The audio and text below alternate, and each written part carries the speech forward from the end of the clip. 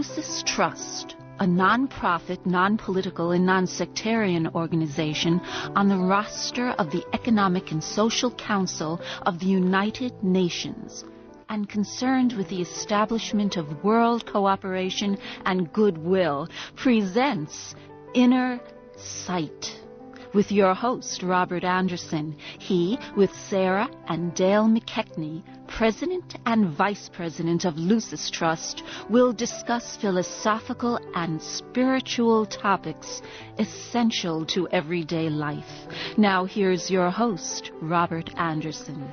Hello, ladies and gentlemen. Welcome to Inner Sight. Today our show is on the Great Invocation. And it's similar to a prayer, but there is a difference between a prayer and an invocation, and we've received a lot of questions asking us what an invocation is, how it differs from a prayer. And I think prayer and invocations have a lot in common, and one of the things that they do have in common is that they both, in my viewpoint, they're both ways of developing an intimate relationship with God, which is probably the most important thing that one can do. One of the things that I've always enjoyed doing that I would recommend to you is to write down your prayers. And one of the most astonishing things that I've realized is the other day I was looking at a file that I had that had several prayers that I had written to God and put them in the file. And I took them out and I looked at them. And what amazed me is that every prayer had been answered in one way or another. So that's a very good thing to do, and I strongly recommend it. But more importantly, let's get down to the heart of our show today, which is about the Great Invocation and answering some of your questions that you've frequently asked about what is an invocation and how is it different than prayer. And let's start off with this one. What is an invocation? Is it related to prayer? It's related, but there are also fundamental differences. Prayer is an appeal to God, and usually it's an appeal with a personal wish or a personal relevance to it, and we all probably pray from time to time in moments of emergency and urgent need. But invocation is based more on the realization, as it said, draw near to God, and He will draw near to you.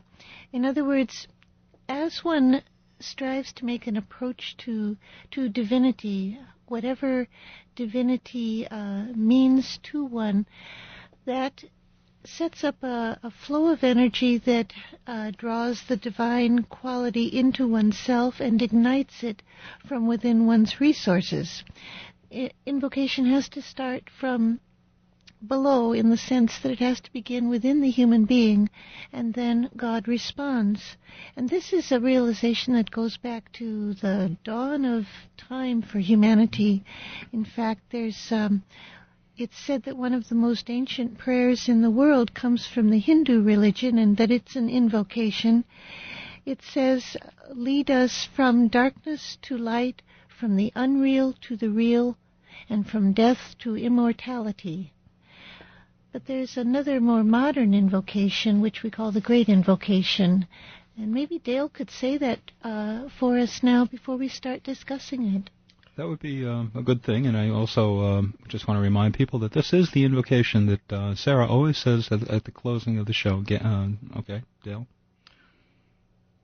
From the point of light within the mind of God, let light stream forth into the human minds. Let light descend on earth.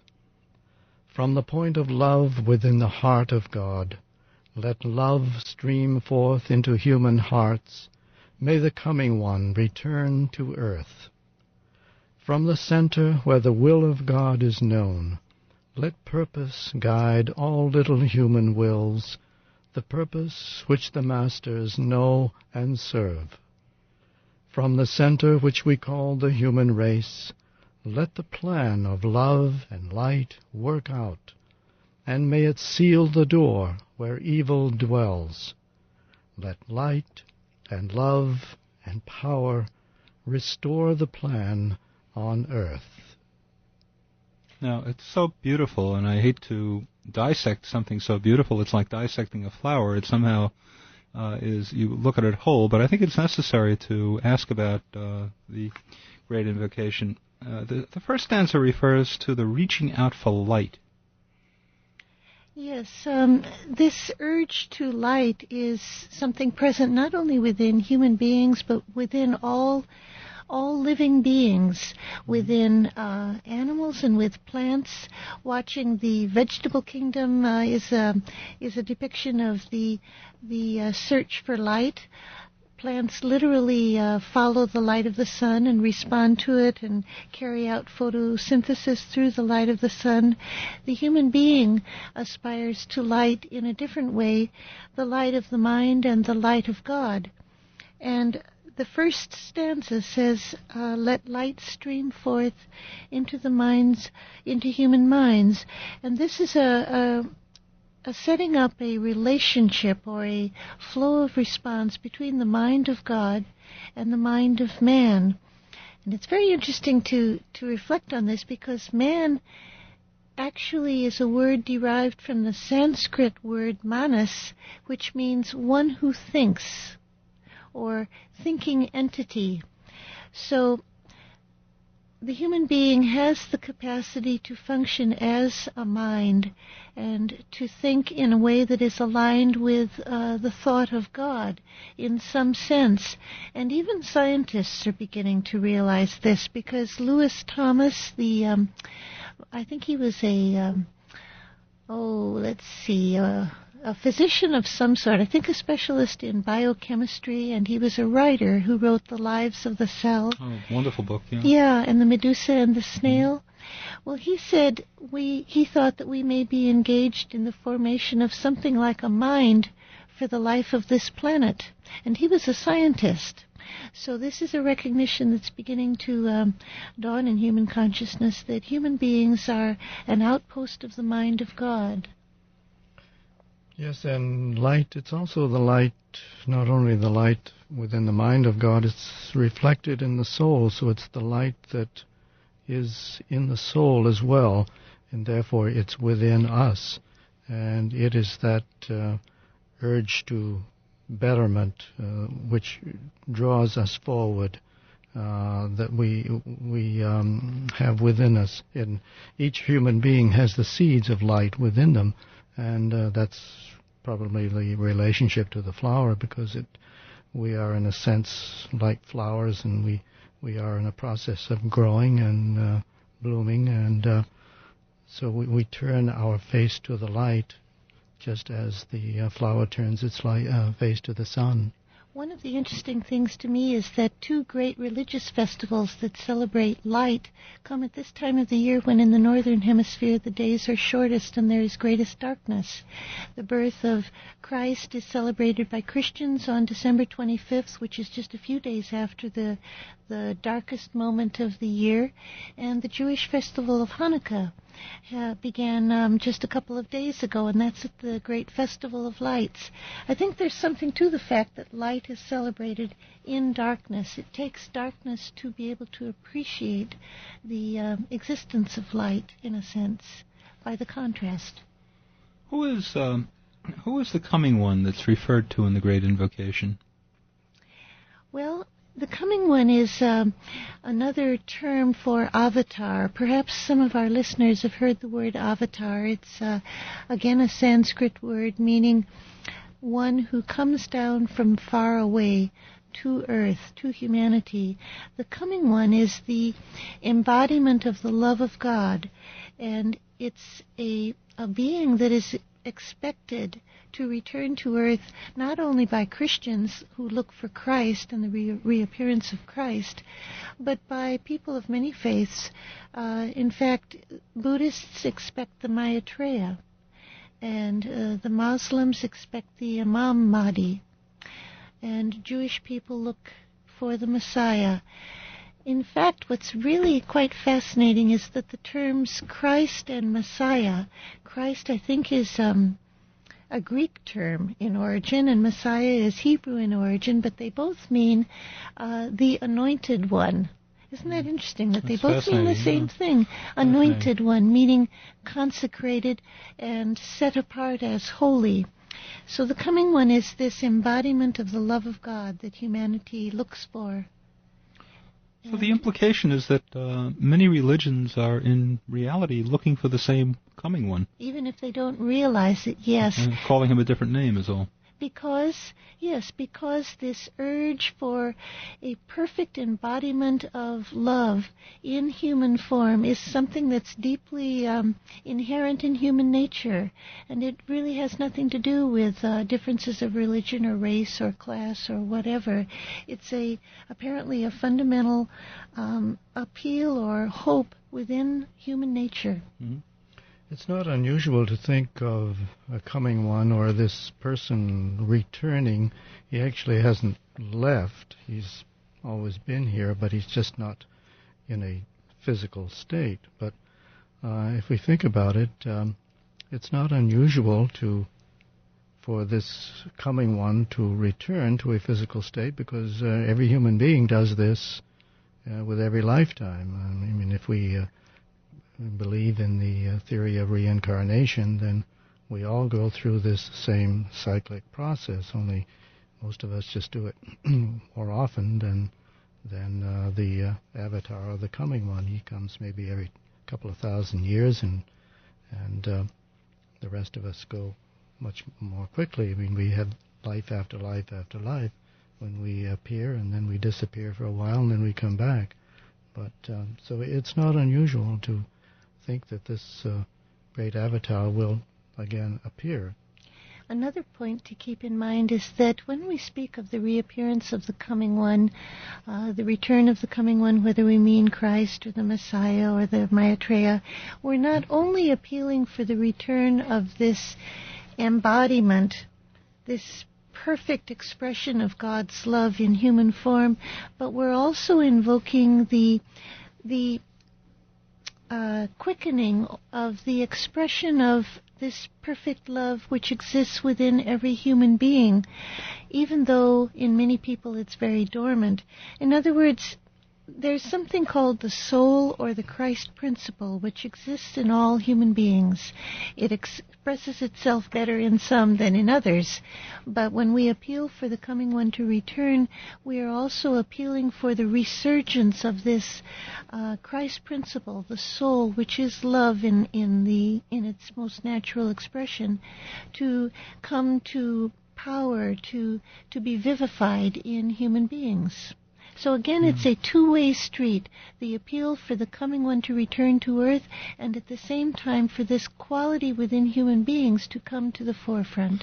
So am I to understand that one of the implications then in the Great Invocation is that we're all capable, we all have the potential within us of the pinnacle of love, the Yes. Christ consciousness, or... Well, Christ said, "Greater things than I have done ye shall do." Mm-hmm. And he predicted that human beings were capable of the same achievements as he had made. And Buddha said the same thing to his followers.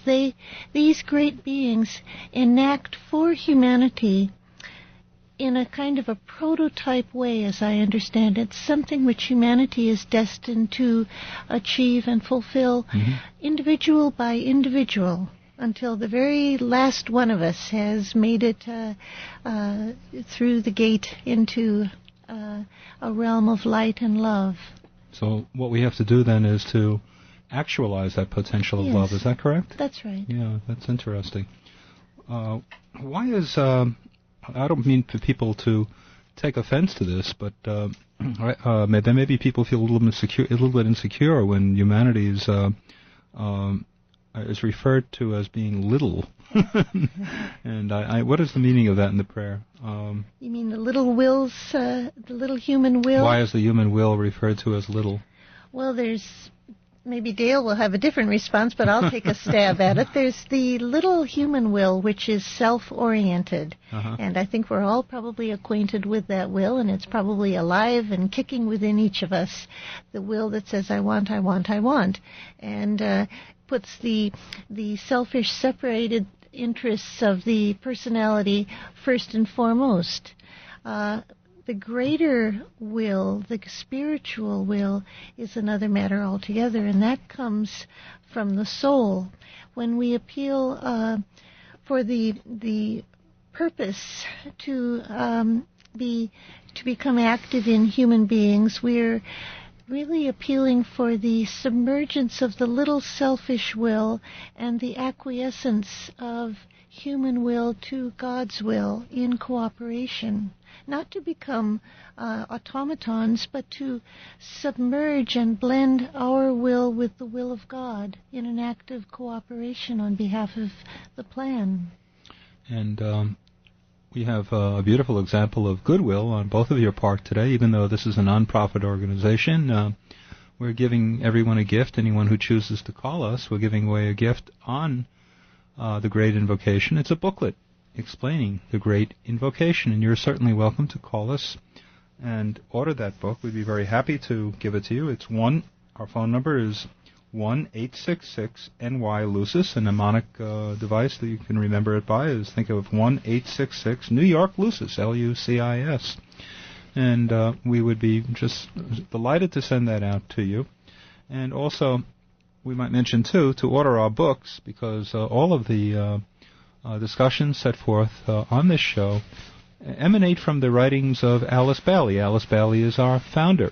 And if you'd like to order our books, cassette tapes of the radio shows, cassette tapes of some of our books, by the way, too, and anything related to what Lucis Trust has, you can certainly do so by ordering, once again, on 1-866-NY-LUCIS. If you are just getting started with us, perhaps you can start off by reading the autobiography of Alice Bailey.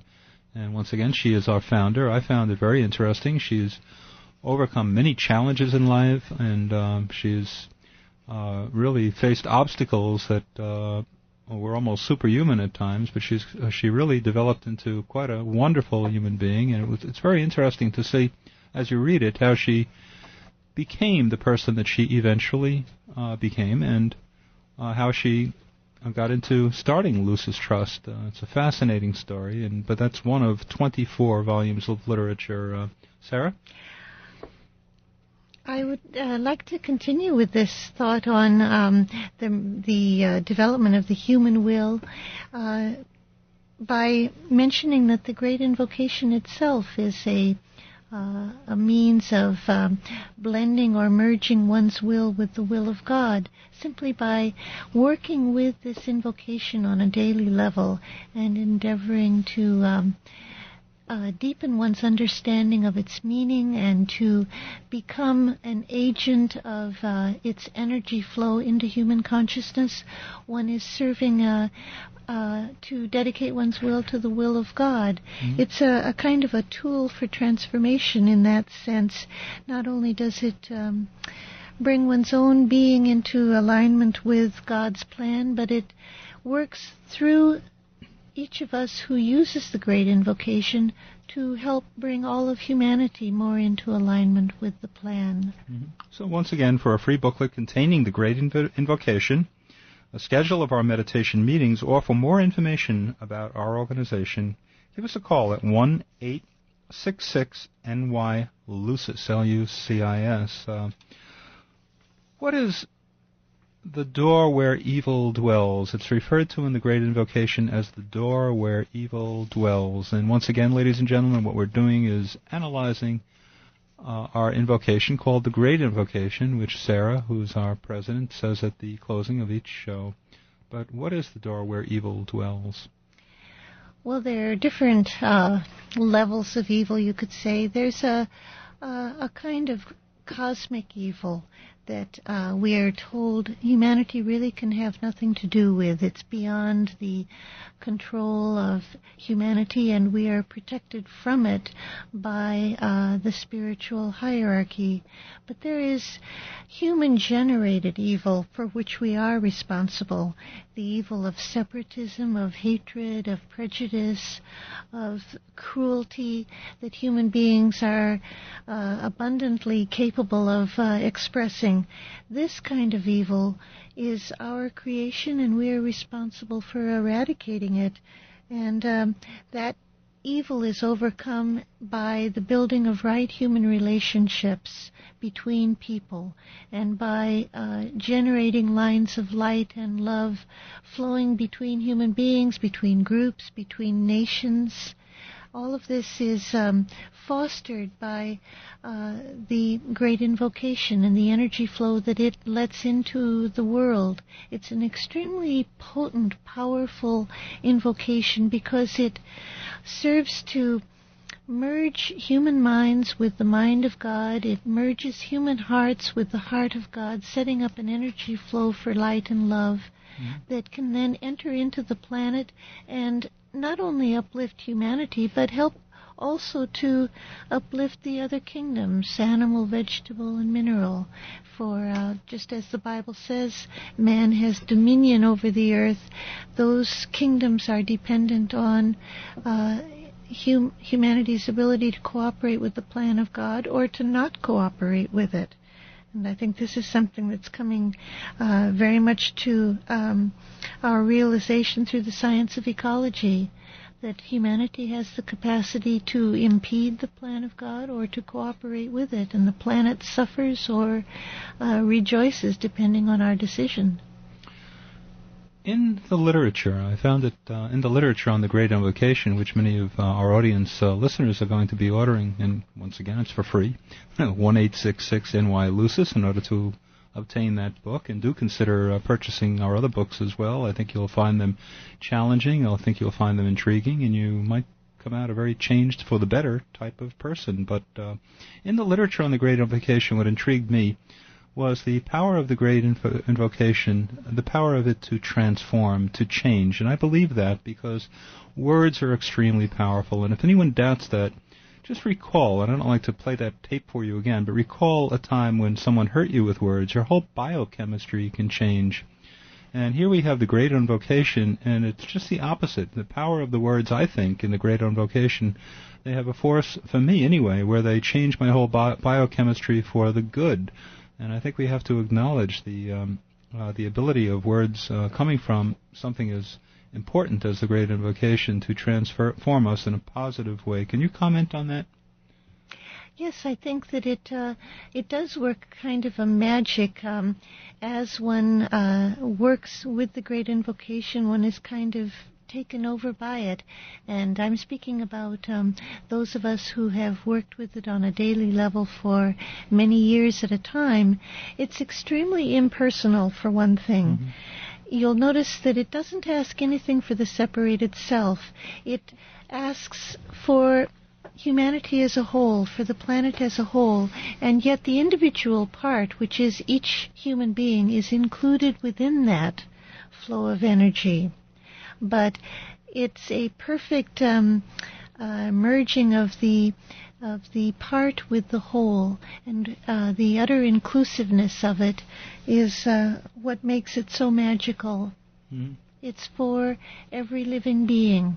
The appeal for light and love and power is for every living being, not only for a chosen few. I find that deeply appealing. Well, from what I'm understanding, from what both of you are saying, is once again, just to recap, is a prayer are words that are said to God for more or less for a personal purpose, whereas the invocation is more or less intended for humanity as a whole. Is that correct? Yes. Yeah. So the invocation, then, the Great Invocation, is really intended for humanity as a whole. Mm-hmm. Okay.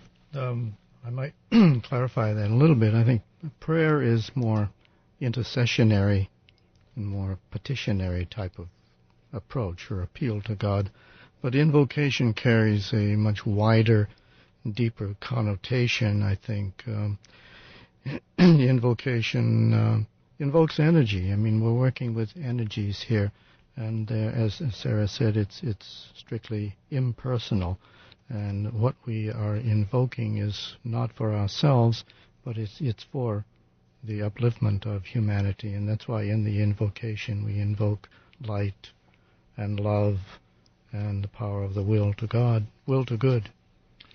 Why does humanity seem to occupy such a crucial position in each stanza of the Great Invocation?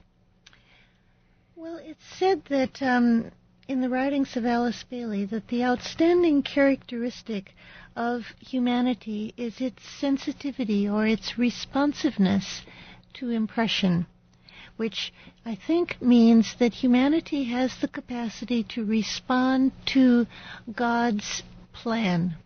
And again we come back to the real meaning of the word man, which is manas, one who thinks. Through the mind, the awakening mind, and through the inclusive, open, sensitive heart, human beings are able to respond to God's plan and to become agents for it. And as agents, we can thereby serve the other kingdoms that share the planet with us, animal, vegetable, and mineral. It really comes down to the choices that humanity makes. Because we have the capacity to think, we have the capacity to make wrong choices. And so humanity is the crucial question mark in the working out of God's plan. Humanity is a mediator. It's kind of the middle kingdom between the lower kingdoms, the animal and the vegetable and the mineral kingdoms, excuse me, and the higher kingdoms, the spiritual kingdoms. So, but everything is focused in the human kingdom. It has to work out here, and that's our responsibility to see that it does work out in accordance with the will of God. One of the questions that I get frequently asked of me about the Great Invocation is the word plan. Can we comment on that? Of course, we could do a whole show on that probably, but very briefly. Yes, in fact, if some of the listeners want a little bit of more information on what we mean by plan, we can send them a pamphlet on it. But the plan is the basic structure or blueprint for the evolution of our planet, which is held in the mind of God, and which He seeks to impress upon human beings for its furthering, for its manifestation on earth. It's a plan that is threefold, a plan of love, of light, and of power. And those three energies are invoked in the Great Invocation. Those are the essential components of the plan. What I like so much about the works of Alice Bailey, all 24 volumes, which I've perused, is the idea that all life is to be treated with dignity. All people ought to be treated with dignity and understanding. And what I like about her work is that it unites mankind. We've spent so much time dividing the atom. I think that Alice Bailey deserves a lot of praise because she is very much concerned about uniting mankind, and that's a wonderful approach to life.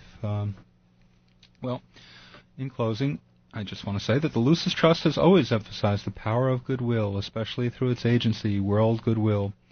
In closing, remember these words of Alice Bailey: goodwill is the touchstone that will transform the world.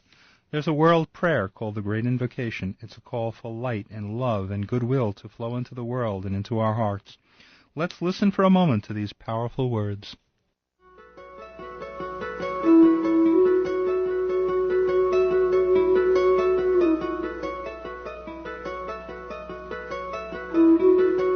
From the point of light within the mind of God, let light stream forth into human minds. Let light descend on earth. From the point of love within the heart of God, let love stream forth into human hearts. May the coming one return to earth. From the center where the will of God is known, let purpose guide all little human wills, the purpose which the masters know and serve. From the center which we call the human race, let the plan of love and light work out, and may it seal the door where evil dwells. Let light and love and power restore the plan on earth.